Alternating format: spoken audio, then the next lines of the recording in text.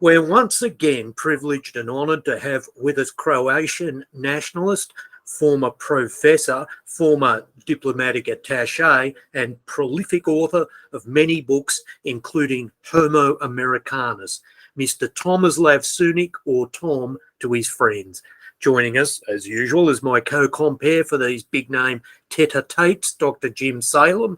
You can find Jim's book, The Other Radicalism, out now on Amazon. And all of Tom's books, for that matter.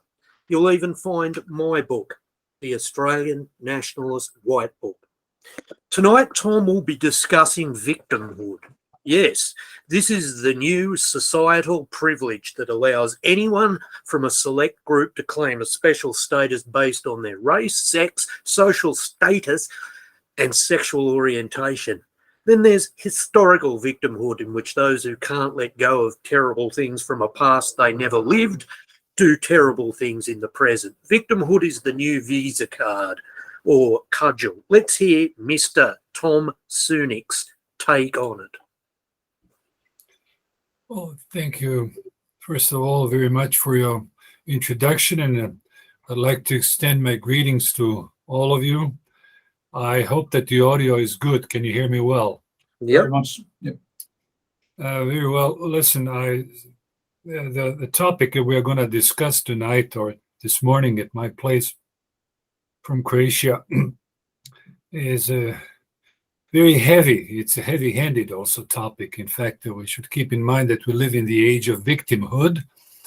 And what comes to my mind are different other concepts that fall into that category, like the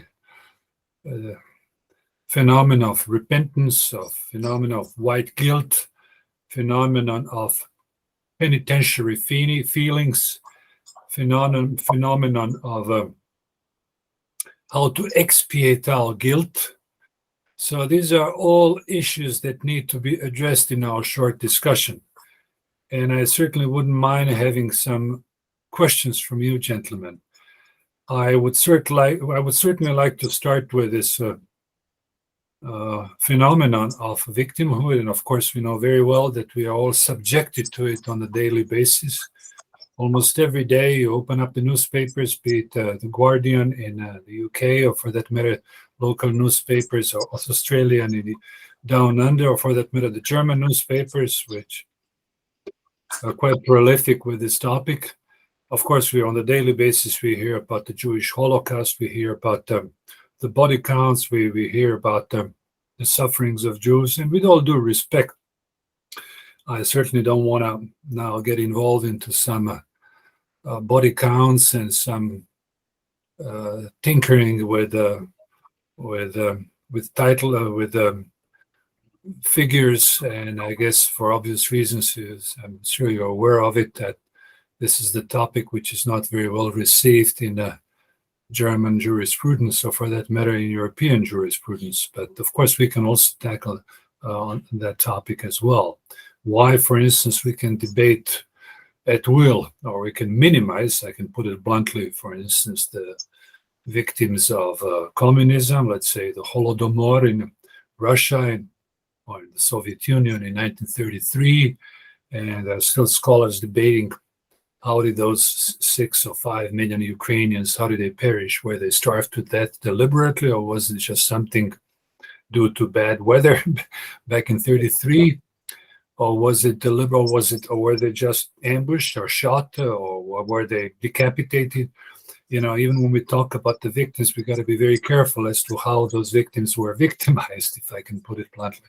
So basically, my main point is that there are certain victimhoods that we can deliberately discuss and even mock and even ridicule and even make fun of. And I don't think we're gonna have big problems with local authorities, or for the matter, federal authorities, if you wish.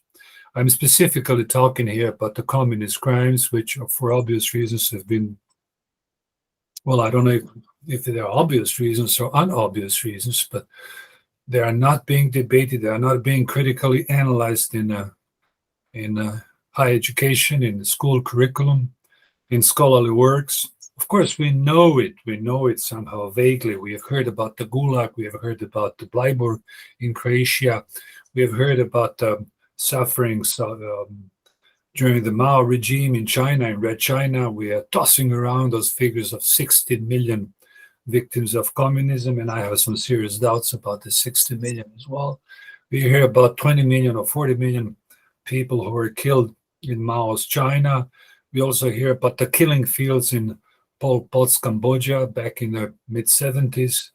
But for some reasons, it seems to me that when we talk about those issues and those killing fields, or for that matter, the sufferings of people under communism, their victimhoods do not have such a strong weight. They do not exert such a strong psychological impact on the masses.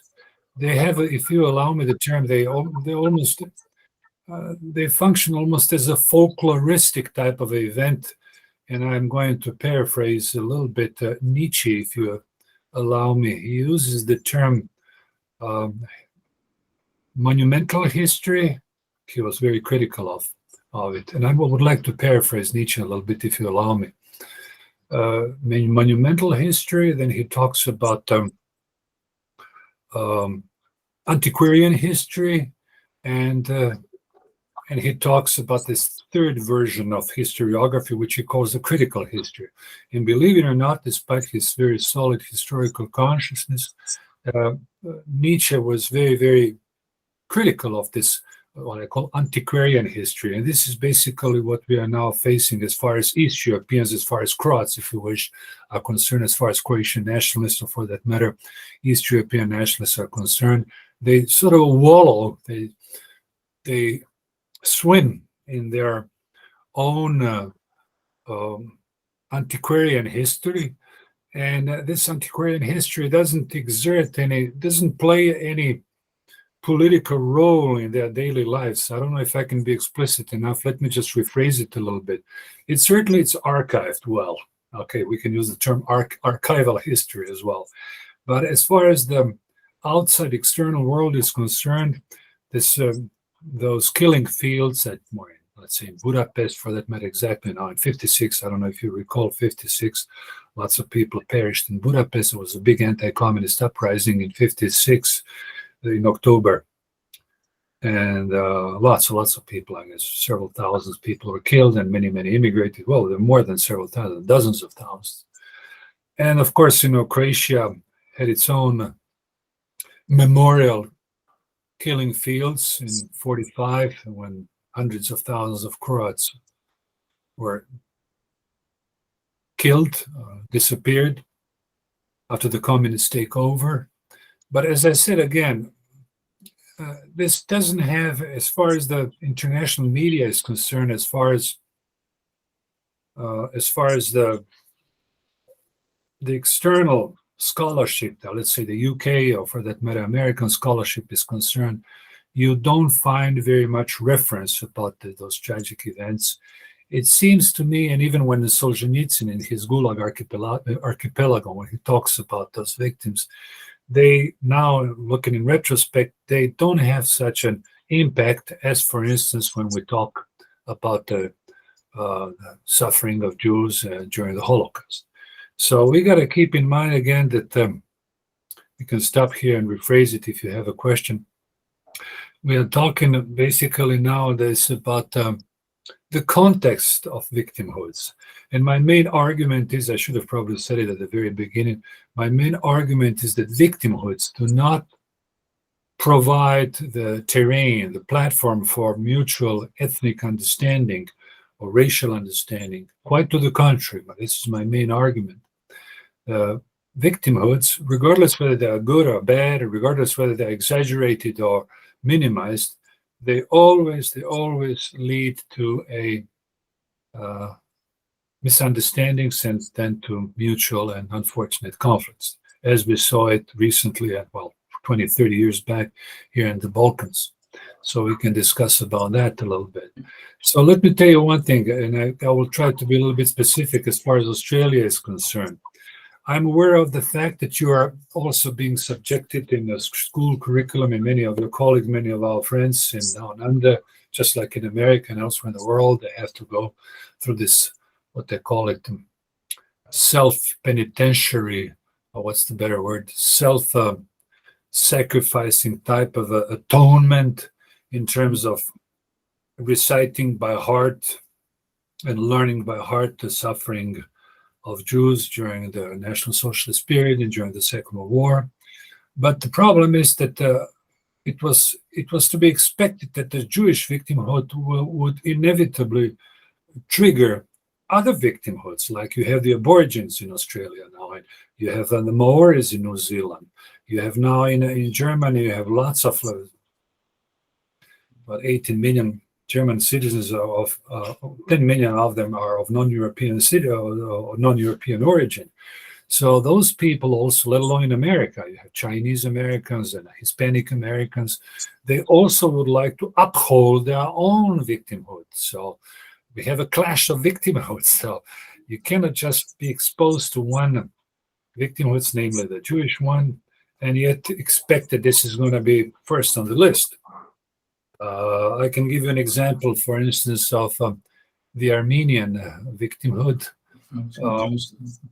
And again, the Turkey is a very, very special case, study case. Like Turkey resolutely rejects this label of Armenian genocide. In fact, the French government several years back decided to, I want to say, punish Turkey officially by actually commemorating the slaughtering of Armenians in 1915 and 1617 in what was then still the Ottoman Empire. But then the Turkey was very adamant about rejecting those labels and said, we are going to break off ties with France, and you are not allowed to do that. So you can see that Turkey, unlike, for instance, Germany, is far more self-centered, far more adamant about its own identity. And we can, of course, discuss a little bit about our identity now, including my own and yours, which is to some extent not just exposed to one pattern of victimhood, namely the Jewish one, but also to other series of victimhoods, like, as I mentioned earlier, the Aborigines and so on and so forth. I guess I've probably tossed at you so many issues at once. I guess I should probably reformulate them a little bit better one by one. So let me just think over a little bit more. But feel free to ask me a question. We have so many topics at once, and I just don't want to get lost. Sometimes I stray a little bit, way too much. Well, I have a question, Tom. You raised the issue of the Armenian genocide. Right. And I was going to say to you, since you've opened up the issue of the way France promoted it, I tend to believe, as you probably do too, there was a type of Armenian genocide. There was also a genocide of Greek populations in Asia Minor between 1921 and 1923, both done by the Turks.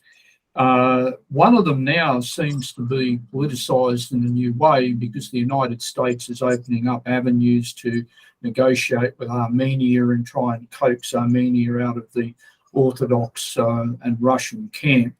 But the Greek one has never achieved any recognition because politically, I might suggest to you, it might have very negative anti-European Union and other things that could emerge in Greece if it was promoted. Do you take the view that some of these victimhoods are also especially promoted, putting aside whether or not they're actually to some extent true or anything like that? We're only talking here, no insult to our Greek friends or our Armenian friends on this matter. We're simply saying that it's the victimhood as a concept. You're simply saying, if I'm not mistaken, that these things can be manipulated. Is that correct? Yes. Well, basically, as I said earlier, Mr. Sallin, my colleagues, I don't want to harp now on the tallies and body counts. What I'm primarily concerned with is this foreign victimhood, which is being imposed on all European peoples, on all white peoples, we can say, and which functions now as a sort of an obligatory self-denial. And this is something we got to look at, because when we talk about victimhood, the first perpetrator that comes to mind are not the Chinese, for that matter, or the Vietnamese, whichever side that they may belong to Chiang Kai-shek or Mao, or communist, anti-communist. Let's forget it for a second. But the point that I'm trying to emphasize is that the white peoples, or white nations, or let's say the white Americans, white Australians, white South Africans, if you wish, white Croats, white Russians, if you wish, we are the ones who have to bear the brunt of those atonement and how can I put it, escapades. I don't know if this is probably a strong word. We are the ones, it's always the white who have to bear this brunt of guilt feelings. Okay, there is a slang word like guilt tripping. We are the ones, you don't hear, for instance, if you read the local newspapers, or even if you study some scholarly pieces on victimhood and terror, communist terror, fascist terror, whatever you want to call it, it's always, the bottom line is always like it's the whites who have been historically guilty and who share the blame for those different victimhoods. You don't hear that from, let's say, from the Arabs or from Turkey even. You don't hear it from Mexicans, from Latin America, from Latinos in America. You don't hear about, let's say, different tribes, aborigines down in Australia, who are also killing each other. Let's face it, or for that matter, even the Indians themselves in Latin America, or for that matter, even early America, were killing each other before they were killed in turn, as scholarly books tell us, by whites. And again, we don't want to now focus so much on as I said, on the number of victims, because even that it's subject to different juridical and also forensic analysis. Like when somebody tells me, I talk often to Croats, and we talk about the victims of communism. They were horrendous, they were huge. But then again, I raise a question. Of course, I play a little bit the devil's advocate. How were those people killed? Or were they starved to death? It's one thing being killed or shot summarily, or ambushed someplace, or decapitated, or was this gentleman or this girl or this woman or whatever, were they starved to death? It's a big difference, between being starved to death, or dying from hunger and dying from disease, or being summarily shot. So I guess these are certain issues which, in my view, the forensic experts need to lean upon more in detail and look at them more carefully. So again, as I said, when we talk about this, I hope I'm not repeating myself too much. All what you hear on 24 hours, 7 days a week is just the white guilt and how whites need to expiate their sins.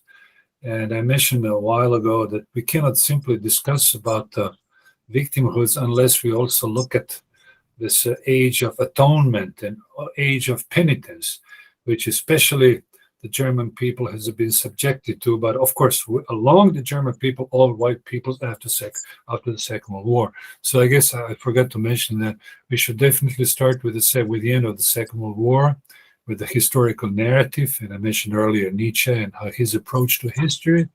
If we want to understand this, let's call it, I don't want to call it psychosis, but rather let's call it the narrative, this constant narrative that you hear about on the daily basis. And always it's always the white people. And even if I was born after the Second World War, I didn't have any ties with National Socialism or fascism, but nonetheless, I'm also being put into this corner that I have to expiate for some real or alleged crimes of my forefathers. Yeah, so if I may say, it's essentially a form of censorship. And it's interesting how the empowered, the weaponized victimhood works. Take, for instance, now, currently, the word globalist, the designation globalist is considered an anti-Semitic slur. It's considered that because all of the attributes of those seeking, a one-state world were allegedly projected onto the Jewish people by Hitler. Well, we know this is a mistake. We know that in actuality, it's the logical extension of evangelical Western liberalism and unfettered capitalism. But to allow the Jews to now claim victimhood from it is a way of censoring and altering the language that is allowed to be used in any dialogue about globalism. And you speak of the narrative, so then we have to go further. What does this narrative serve? It serves the deculturalization of white European people to facilitate globalism. Globalism. It's a circular thing. Yes, it's a very good point. I guess we should have probably started with some earlier comments about the victimhood and mourning for victims in ancient Rome and ancient Greece. Now, one thing that will certainly strike, because I'm dealing now specifically with Roman customs and all Roman, especially the Roman Empire. One thing that will certainly strike you is that there were no major mass commemoration for fallen Roman soldiers, even after the Punic Wars, after the defeat of Hannibal in the second century before Christ. Even that is poorly not only documented. It wasn't simply feted, it wasn't commemorated in ancient Rome. Even after the Battle of Zama and Battle of Canea down in southern Italy, when Hannibal almost captured and destroyed the Roman Empire. So it's very interesting to make a comparison between victimhood, how it was upheld, how it was feted, how can I say, how it was pontificated, that's probably the best word, back in the Middle Ages, or even in the old ancient Greece, ancient Rome, as opposed to now. As I said deliberately, I'm using the word, it's new religion, a religion of victimhood. I can safely say, with all due respect for Jews, of course, we're also dealing with a certain religion of Holocaust, with all its paraphernalia, with its good guys, bad guys, with its sacraments, with all this different canons that you have to abide by, And again, the problem is, as I said again, that this is unfortunately, with all due respect, as I said, for the Jewish victims, but this is inevitably backfiring, because now you have in Germany, again, I'm swaying a little bit, I'm derailing a little bit, I'm sorry about this, but it's inevitable. The image comes to my mind because, of course, I've spoken with the folks of Palestinian origin, or for that matter, Arab, Turkish origin in Germany and in France. In France, there are quite a few of French citizen already French citizen of Algerian background, 4 million of them, well, full-fledged citizens. And of course, they're a little bit upset about this, that they have to learn in schools the narrative about the Holocaust, about different camps and different killing fields where Jews were executed. And yet at the same time, they claim that their victimhood, alleged victimhood at the hands of the French occupying powers, this is what they say, colonial power. Actually, Algeria was never a colony, it was a department, so it's often forgotten until 1962. So basically what I'm saying and what I'm observing on the daily basis, the same thing you have on the West Coast in LA. Like LA is now a multiracial city. In fact, the majority of LA citizens are non-Europeans, and 60% almost, more than, with a large area of LA. And of course, you have people of different ethnic and racial background who would like to champion, that's a good word, who would like also to champion on the equal terms as Jews their own victimhood. And you have the never-ending, it's an everlasting and never-ending battle of victimhoods. And you ask yourself, what the heck is going on? It just can't go forever. So as I said, my main argument is that leads, unfortunately, to war, to civil wars, as we witnessed that firsthand back in communist Yugoslavia when it starts collapsing in 91.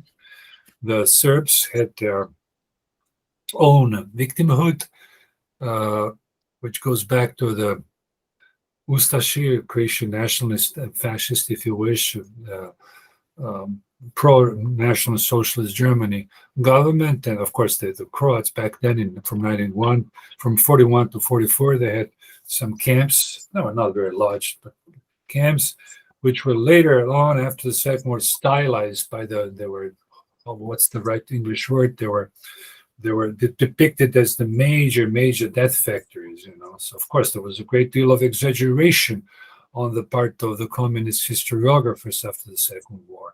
So we are still uncertain, and unlike Germany, this is probably the privilege and the advantage of Croatia, we are still hotly debating about that.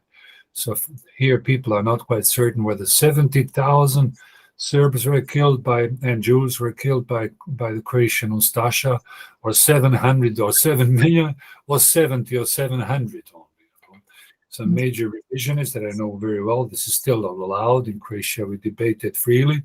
They argue very well, very persuasively, based on forensic evidence, that no more than 700 Jews and Serbs or communists were killed in the Ustasha camp of Jasenovac. And they provide very solid forensic evidence. And again, you have to put things always in perspective. As I said earlier, it's certainly not accident, but we can discuss about this to some extent in Croatia. We can discuss about this in Hungary and elsewhere in Europe. But as far as when we come to the Jewish question, when we come to the Jewish suffering, the Jewish victims, then you have to be extremely careful, especially as of yesterday, as of last week. There were new amendments now in a German criminal code, which specifically amendments passed late night last week. There were not enough people to vote on it, but it just passed through, and even some quote-unquote mainstream conservative journalists are very critical about this new amendment, which actually stipulates that people denying or minimizing, what's the German word for minimizing? I know the word that would come to my mind. Minimizing the crimes, although ironically it's not specifically addressing the Jewish victimhood, but it's just very general, very vague, as the Germans say. It's very elastic, but again, it's very can get you into troubles if you start saying certain things which may not be in compliance with the criminal code in Germany. So again, I wouldn't like to speculate about this, but basically what I'm saying, this is a never-ending story, and unfortunately it provides bad feelings. I said earlier, and I'm sorry if I interrupted myself and I switched to another topic. In 91, when Yugoslavia started falling apart, of course, Croatia was on the agenda, not just among Croatian nationalists, but by and large, it was allowed. It was the end of communism. People started digging up their dead. All of a sudden, people started talking about communist crimes. Of course, this was not allowed during communist Yugoslavia, just for a simple joke, even for mentioning that lots of people died, not just Croats, but also Serbs. Belgrade, it was terrible in 44 when Soviet troops came into Belgrade. So many fine Serbs just perished, dozens of thousands. So people were not, as a high school boy, high school student, were not allowed to discuss about the communist crimes, about Tito's crimes at all. And then in 91, there was an explosion. People started digging up their grave. Literally, my first husband, my first door neighbors, I was surprised. And in fact, to learn myself, despite my immigrant background, I was very much associated, affiliated. I knew people, I knew immigrant Croats. But they were just stories, and I could never believe the ferocity or the volume and the ferocity of communist crimes. And then, of course, what happened is that the Serbian, not just nationalists, but primarily communists in 91, they also had their own narrative. They said, well, we also suffered under the Croatian fascists, Croatian Nazis, they call it. It's a very abstract term, Croatian Nazis. It's an oxymoron because National Socialism was not even allowed here during the Second World War. It was banned in Croatia. It was a fascist, some sort of fascism, but was not quite National Socialism.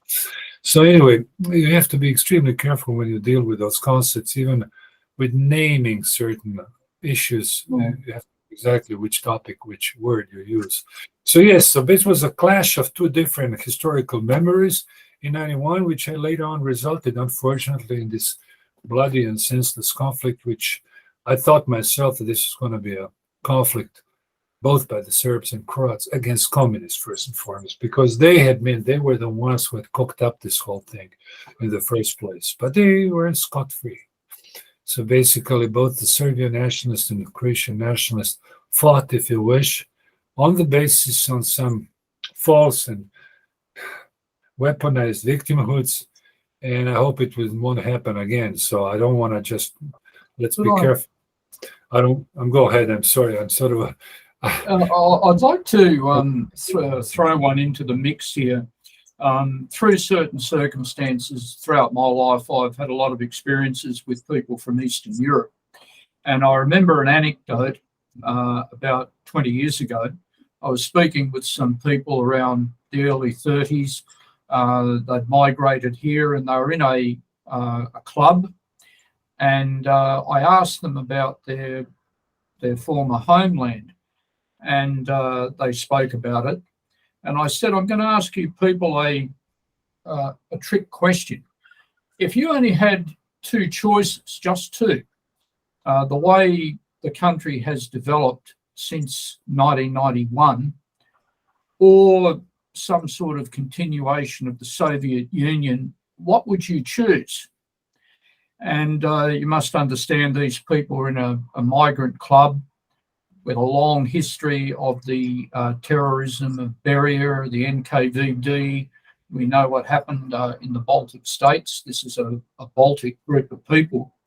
And one of the people said to me, you must understand that there was a point where the system changed. You could still be imprisoned if you challenged the regime, but after a certain time, to express your cultural identity was not necessarily frowned on. You weren't arrested for it. As long as you didn't challenge the regime, you were left in peace. And they said that the collapse of what their country was opened it up to false westernisation.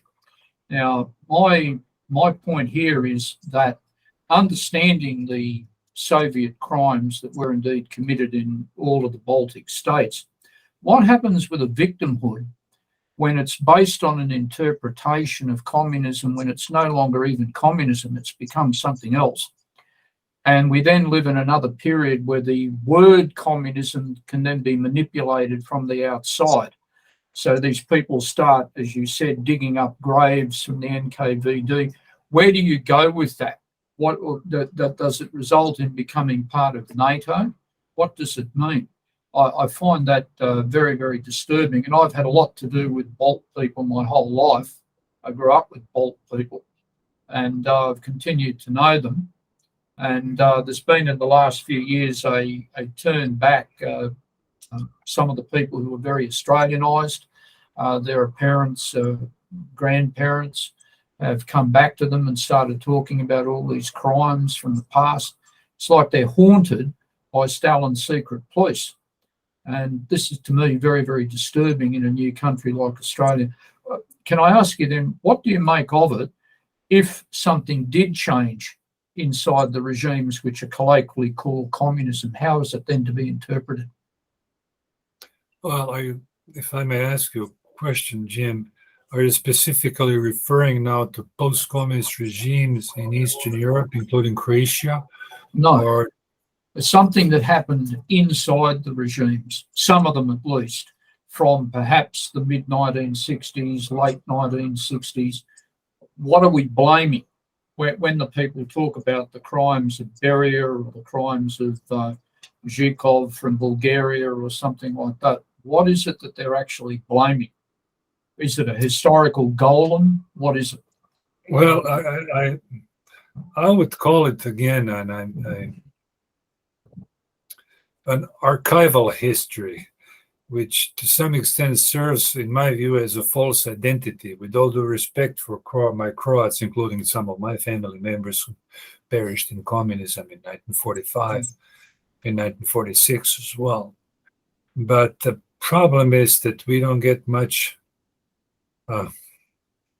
respect or much echo from the West, from other countries, except for, of course, for the Jewish Holocaust that's become a part of a daily, how can I say, a daily curriculum. And I don't know if I'm understanding your question correctly. So we have entered now into the psychology of East European peoples, and I think I know the psychology rather well. Again, I don't know if this is the answer to your question.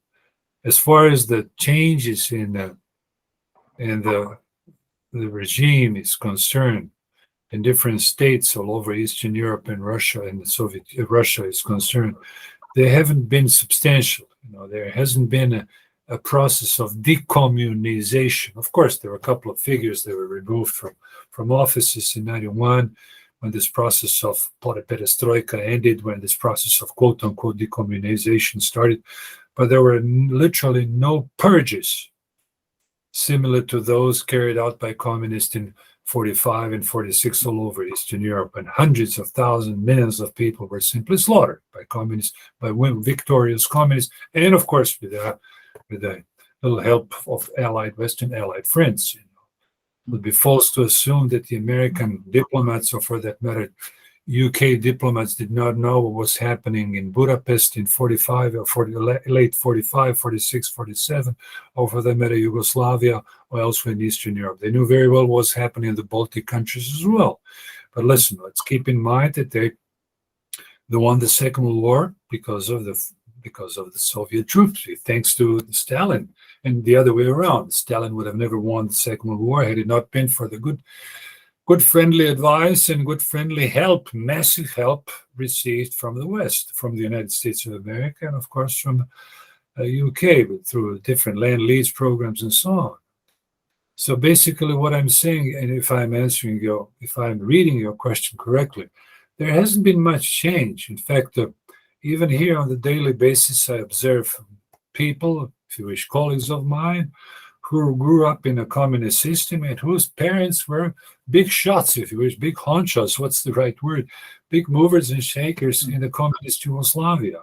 Of course, there are a couple of, token Croatian nationalists in the government and different so on, except you can say, of course, in the army and in the police force, there are some nationalists, but by and large, the major figures in the government, regardless whether they call themselves liberal or conservatives, is the progeny of former communists. Of course, they've changed the topic. They don't refer now to communist manifestos or to Titoist ukazes or to different socialist ordinances, or what do you call it, recipes, but they sing the song of the European Union, and of course they have to abide by what the big brother in the United States says, but by and large, there's this mimicking. This has been inherited, be it in Bulgaria, be it in Russia as well, or be it in Croatia, from the old communist mindset. Except that now it has different signifiers. It's, as I said earlier, it's no longer under the red star and with hammer and sickle. It's now on the free market, European Union, diversity, immigration. Everybody talks about diversity. It's a magic word borrowed from the liberal elites in the United States of America. And diversity we had in communist multi-ethnic Yugoslavia, which didn't use the word diversity. It used brotherhood and unity, which is basically a euphemism for diversity as well. So basically what I am observing on a daily basis here in communist Yugoslavia, and equal to somewhat less in Budapest, somewhat less in Hungary, and but to some extent also in Bulgaria, Romania, and it's just the same mimicry, albeit under different slogans, under different names. But the signifier has remained the same. The impact has remained the same. Like, of course, I don't want to bother you now with some linguistic issues, but they are quite important. And if I ever, guys, when I visit you down there, I certainly would like to discuss about this. And I already did it. I always like to start with those semantic distortions and the etymology of words. That's why I said at the beginning of my lecture, you cannot talk about victimhoods unless you analyze side by side those cluster nouns, those cluster words like penitence, atonement, self-denial, guilt feelings, guilt tripping. These are all concepts that we need to embrace if we want to understand this phenomenon. We can call it even the pathology of victimhood. And why not? We can even mention, but I got to be careful because I don't want to get attacked by my fellow Croats with this necrophiliac type of well, we can say it for all nations worldwide, necrophiliac type of a victimhood, where people like to resurrect, not their living, but they're dead. Can you imagine? When we talk about their dead, we don't want to resurrect our live ones, but our dead. So I call it also a form of again, I like this word that I coined it myself, negative identity. So sometimes many Croat nationals that talk to who lost their parents, it was a big slaughter here going on, 45, 46, ethnic Germans displaced, killed, their houses torn apart. It's just awful what happened in 45. So again, you cannot understand what happened in 91 unless you understand 45. And that's what I fear most. Precisely because we don't want to address this issue now in the West, and particularly in Australia, in America, critically address the issue of multiculturalism and those different conflictive victimologies.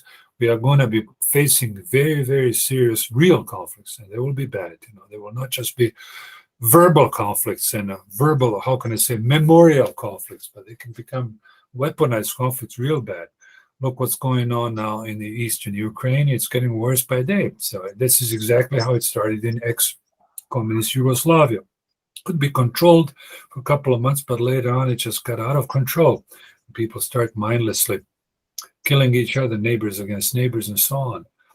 And again, this is, I must admit, this is a very hard topic for me, and I haven't, unfortunately, I should have probably written down a couple of things, especially some quotes by Nietzsche, and I'm sorry if I have to backpedal a little bit and quote him, because he was a visionary, definitely.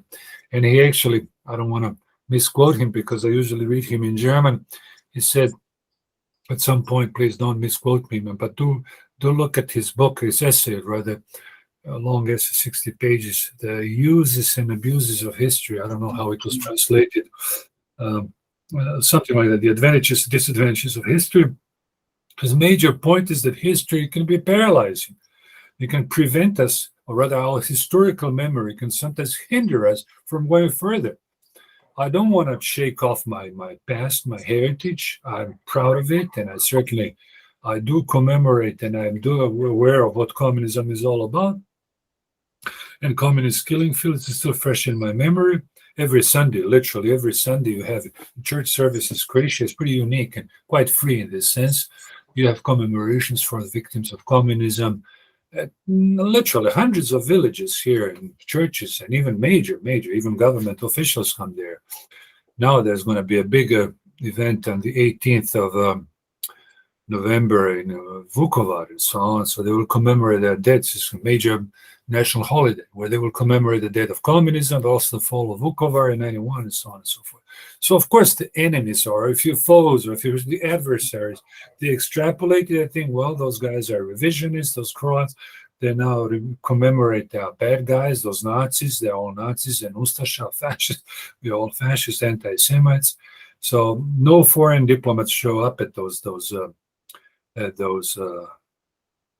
events and those functions. I mean, I could tell you again. Sorry if I'm following. Making a digression. I was invited. It was 2 or 3 years back. I think it was 2 years back.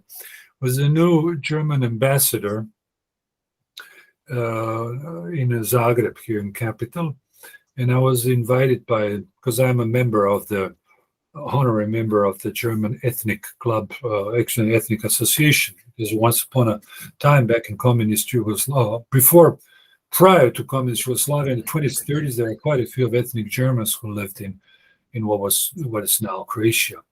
So I'm also affiliated with them both on the cultural level and so on. And yes, I was invited to a very formal type of a short event by the German embassy to the memorial field. There is a small cemetery, a memorial field, where German soldiers were buried, entombed, if you wish, during the Second World War. That place, that location did not exist during the communist Yugoslavia. It was only after the breakup of Yugoslavia and the establishment of independent Croatia that this graveyard, this cemetery, this part of the cemetery, it's a pretty large chunk, I can tell you. It has, well, almost 1 square kilometer. Well, pretty big one, but goes by 200 meters by 100 meters. That's a pretty large one. There are hundreds of graves there. And why I'm telling you this is quite specific, because the Germans were very cautious. They did it very formally. They didn't talk about it in the media very much, so there were not lots of people. It was all very official, very politically correct, with some military folks showing up. And there was one guy from the Croatian government who showed up. There's a couple of friends, of course, including myself, and some Volksdeutschen, some ethnic Germans, rather the remnants of ethnic Germans. That was just about it. I was curious. It was interesting to observe the faces of the German officials over there. They were looking behind their shoulders. They were not very happy about this whole event. They had to do it on a purely commemorative level for obvious reasons, But you could notice, and I could feel that. That everybody was looking forward to go afterwards to aperitifs and go something to drink, and just to clear out as soon as possible, because they're always, I know the German mindset rather well. They have this sense of self-denial and this self-hate, extremely strong and very prevailing. What's the best word in English? Almost. It's almost a pathology, but I guess what they've been going through over the last 75 years, 80 years, it's no wonder, of course. Of course, I could go on now and talk about the German memorial fields also they have in Estonia. In Russia also they have some memorial, memorial locations where German soldiers were killed and so on. Again, I guess I'm straying way too much in my little lecture, but it's interesting, to note that we almost know every little detail about the Jewish Holocaust, and we got to respect it. And I'm not going to go now and tinker with figures and with names and so on. But if you ask an average Australian, even professor, scholar, professor of contemporary history, do you know how many Germans perished during the war and after the Second World War? Do you know about their losses? I don't think they will know the exact data, the exact number, the exact figure. They would probably just shrug off and they would say, I have no idea. So it's very interesting to note, and this just confirms what I said earlier, gentlemen. We talk about this victimhood, but usually what we have in mind is just one form of victimhood, namely the Jewish victimhood. But as far as other victims are concerned, forget it. I guess 9 million. This is not official. Even many Germans don't know themselves how many. And, I'll just say, Tom, you've also established 2 tiers of victimhood.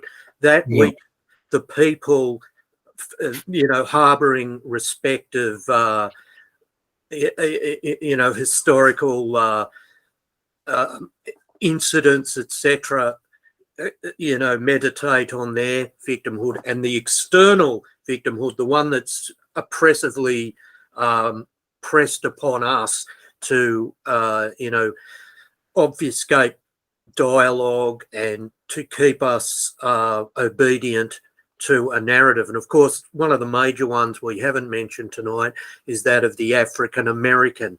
And that also, if we take that one, illustrates how a lot of these victimhood can be confected.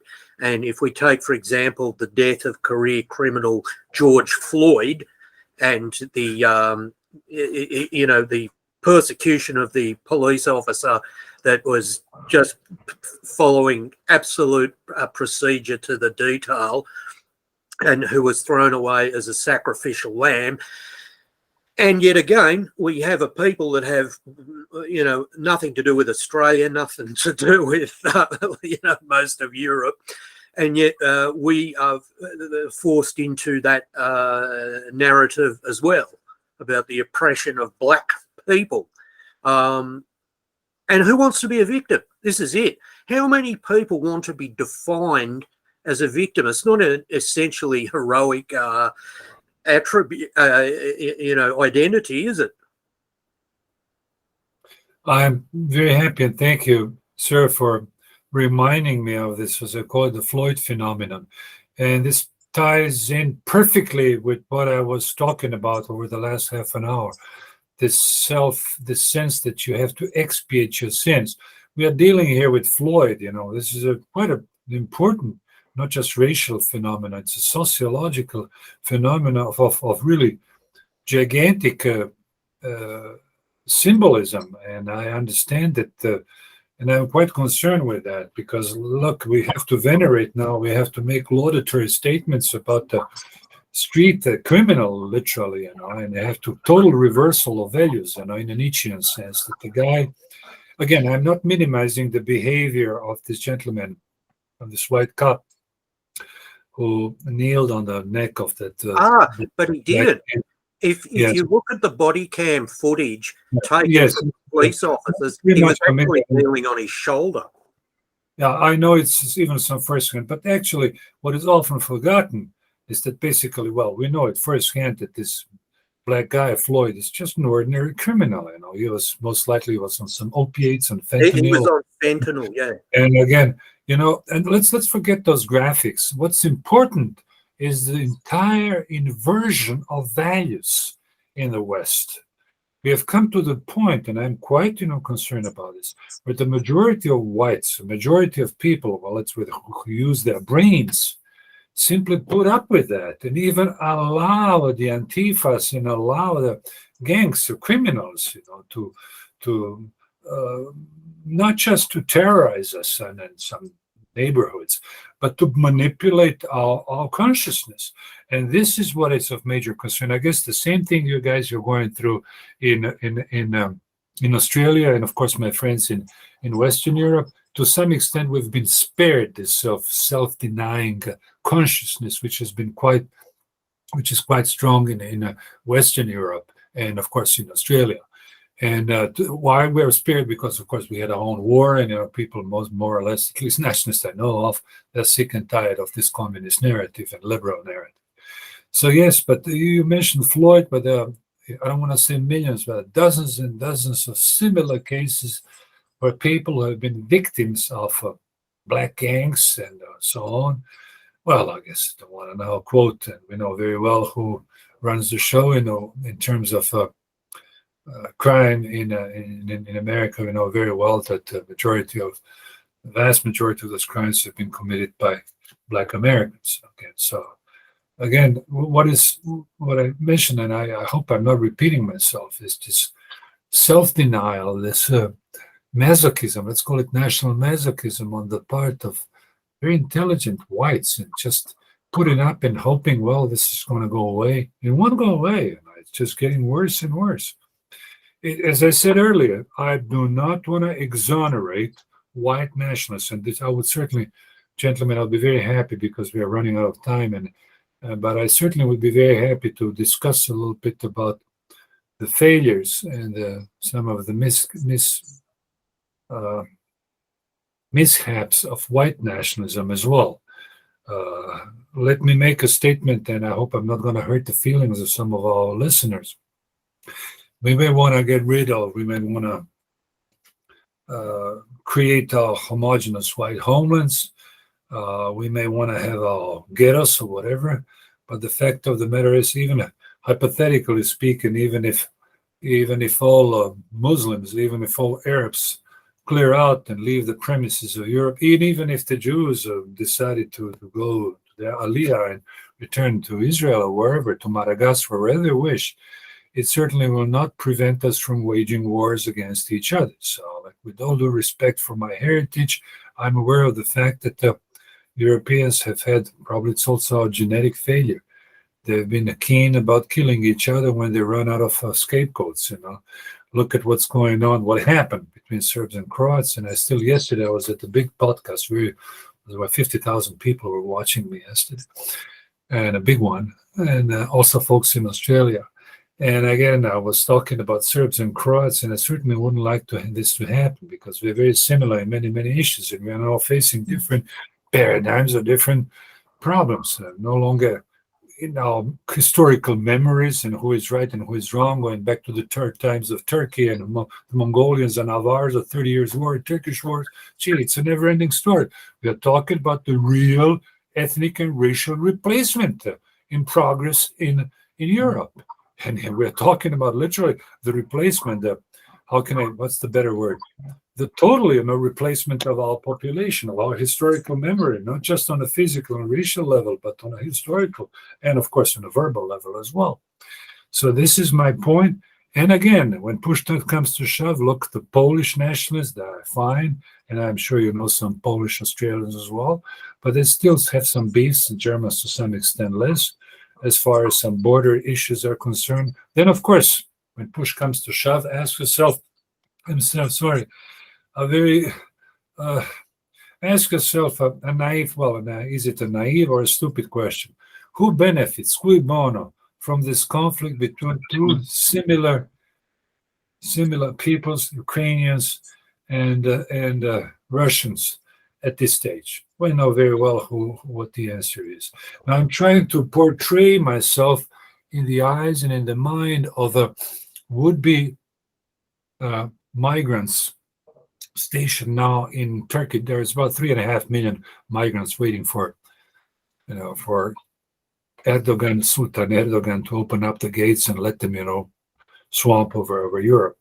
And what is crossing their mind when they see those whites killing each other? And of course, don't forget, folks, that even some folks that I know, some of them I know unfortunately well, I can say colleagues, are fighting on the Ukrainian side and fighting against Russians. And then the question is, what is crossing the mind of those Arabs and those Asians and those blacks observing this chaos in eastern Ukraine?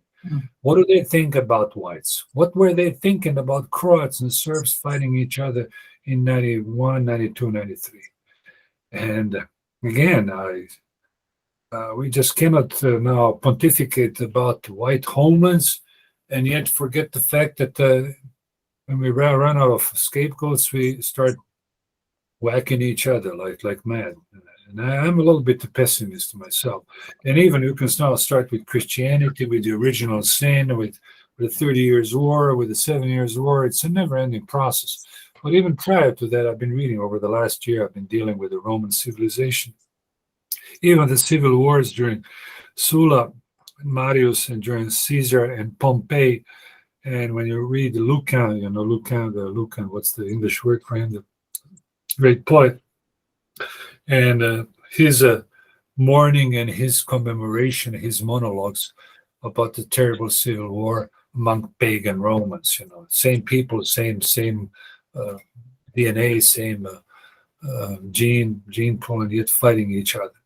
So I don't want to, unlike some of my friends who are more optimistic, who constantly assume that we shall be better off, that we shall have peace and tranquility as far as the whites are concerned. Well, I don't want to give the credit to my leftist foes. Now, they're my foes to start with. But the fact of the matter is, it's very questionable whether... I'm sorry, somebody... just a second. Could you excuse me for a second? Yeah. Okay. I will be back in a minute.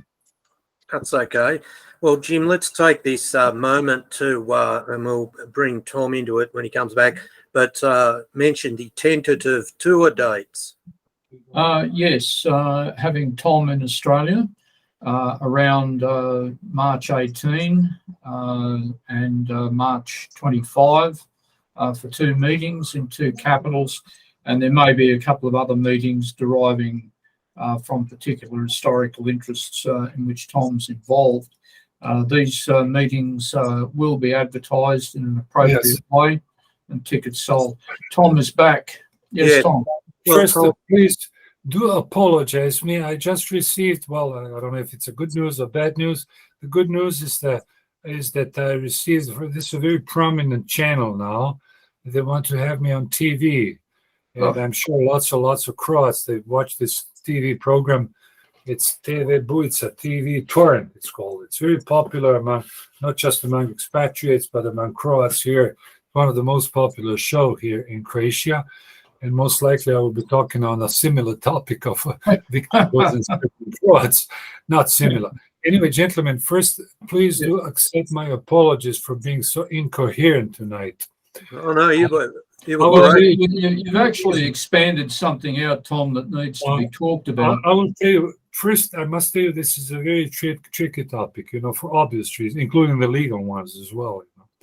As I said earlier, we can talk about everything, but as far as the victimhood of the Jews are concerned, you have to be very, very careful, unless you want to make some laudatory statements and so on. With all due respect for Israel Shamir, he was my guest here. For Paul Gottfried, he was also my guest. He helped me much, and I was staying at his place. With all due respect for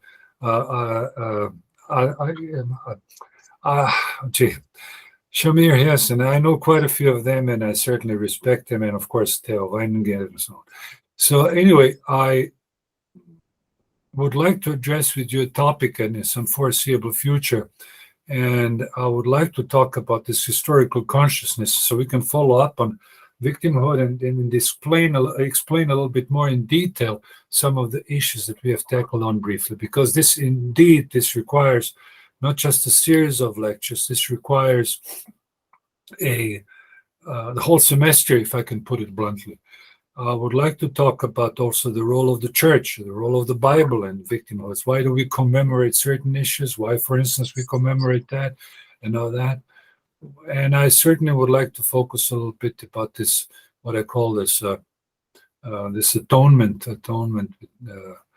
phenomenon among white peoples, and this need, this urge to actually get ourselves involved into something which is contrary to human nature, and which is contrary to a ratio, to my reason. And also, I would like to apologize if I have sounded a little bit incoherent, but please do contact me again.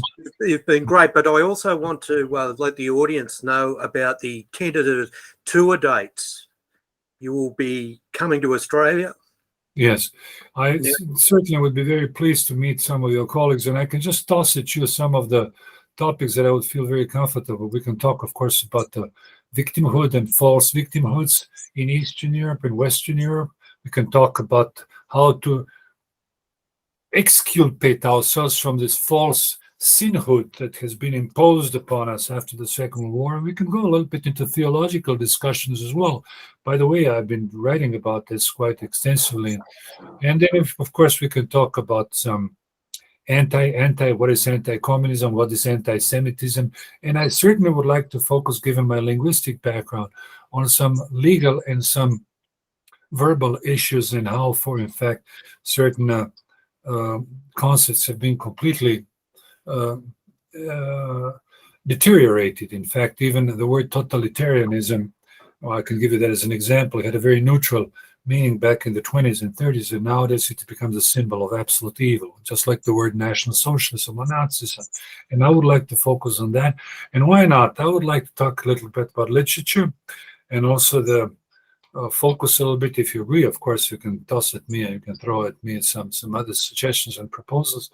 I would like to talk about the issue of terrorism and freedom fighters. And I would like to focus in my framework, when we discuss about this issue, on Friedrich Schiller.